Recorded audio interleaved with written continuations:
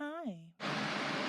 This is like the 6th time I've done this voiceover, so pull up YouTube and put on Amanda Lepore's song Marilyn, because that's what I had playing during this section, but I got demonetized. So pull that up in another tab and enjoy. Thanks, bye.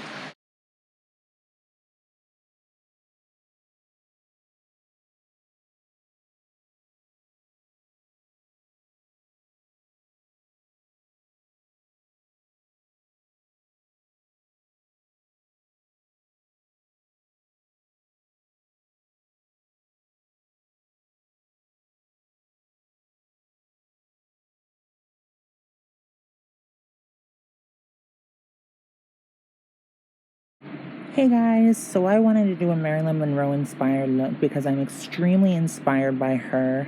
I went through a time, my Marilyn era, and you can see a ton of photos here. I was obsessed and I lived my daily life with a routine very similar to Marilyn's. I was using 8-hour cream, Vaseline, Nivea cream. You have to get the Germany-made Nivea cream because the Mexico one has fillers. I have been heavily invested in Marilyn Monroe's beauty routine ever since I've been really young. Now, one of the keys for Marilyn's routine, in my opinion, is a very light hand. Do you like my mirror, by the way? I stoned this one as well. And then I did Louise Base on the eyes, of course. White all over the lid. And then I put a lighter mid-tone brown. I put it directly under the first quarter of my eyebrow. Right here.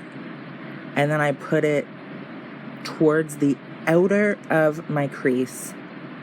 You can see it right here. That will make it look like our eyes are sunken in under the eyebrow and they drag down towards the outer. Then I just blend it in together to meet in the middle. So the least amount of pigment is in the middle of your crease. It should look something like this, where you have color there and trailing down. I'm going to use a dark brown for very, very soft eyeliner. We do not want anything on this to be harsh. We want it to be very glamorous and very effortless. In my opinion, at least. It was very glamorous, but very light-handed. Marilyn knew the key to youthfulness was moisturization, because the more hydrated you are, the slower that you will age. This is me adding dark or black to the very lash line, because I don't want to use black for the liner. That would be far too harsh. And then I'm going ahead with a Hydratouch NYX Oil Primer. Very important and a beige eyeliner. You never want to use white because it's too harsh. I recommend using beige. And then I use the Juvia's Place Concealer and Makeup Revolution Conceal and Hydrate Foundation. I do more concealer than foundation because you don't want your face to be cakey. You want it to look like you're naturally flawless. I wouldn't normally use this much concealer and foundation for a Marilyn Monroe look. However, I'm heavily freckled, so I have to cover them for a look like this that calls for spotless skin, so to speak. So with this, I'm powdering minimally. This is just the foundation, but with the powder, I will be focusing it more so on the neck so that there's no transferring, under the eyes so there's no creasing, and a light dusting on the rest of the face, because you do want your face to be heavily dewy. I feel like I'm saying heavily a lot, but you get the point. I don't even know if I've said it in this video, but you know what I mean. You want your face to be glowing and not look like a cakey mess, which is normally what I go after. So I tear a paper towel in half so that I have one ply, and I am dabbing that all over my face to get rid of the oils and things like that in the foundation. As you can see there, makes it so that I have to use less powder. Then when I have applied powder all over the face, I'm going to apply a lighter powder. I use white because I'm fair. And I wanted to show you, that's all I'm doing. Like, it's very, very minimal powder. But then I use white in my very hollow of my eye.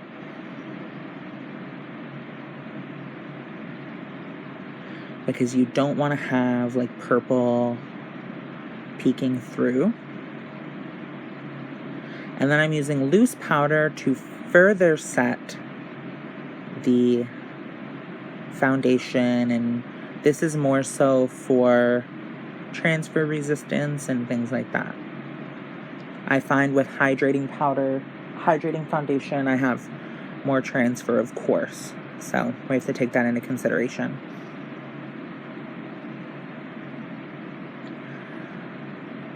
I'm using the Coastal Scents blush. What I do with blush is, that was sent to me in PR, by the way. What I do is I pounce it once on my cheek, and then I take a clean brush and I blend that all out. This is just for this look. I don't normally do this, but I want it to be focused on the apple of my cheek, and then blend out all over. Next, I'm applying ColourPop Spoon all over my cheek, and then Flexitarian in concentrated areas, more so towards the nose, so that I look dewy and healthy and hydrated. I wouldn't normally do this for this look. However, for photography, I like to use a dark brown on the very perimeter of my face, as it does remove about 20 pounds. So I can eat that ice cream and use butter bronzer to, you know, why is it called butter bronzer? Anyway, and then I'm just lightly contouring the very tip of my nose, the very bridge of my nose, just for a little bit of definition.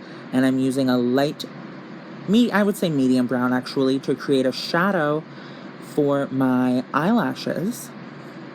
I'm using that. I'm using the outer corner of my left eyelash, the inner corner of my left eyelash on my right eye, and the inner corner of my right eyelash on my left eye, putting them towards the outer so that it drags down my eye and it is very wispy and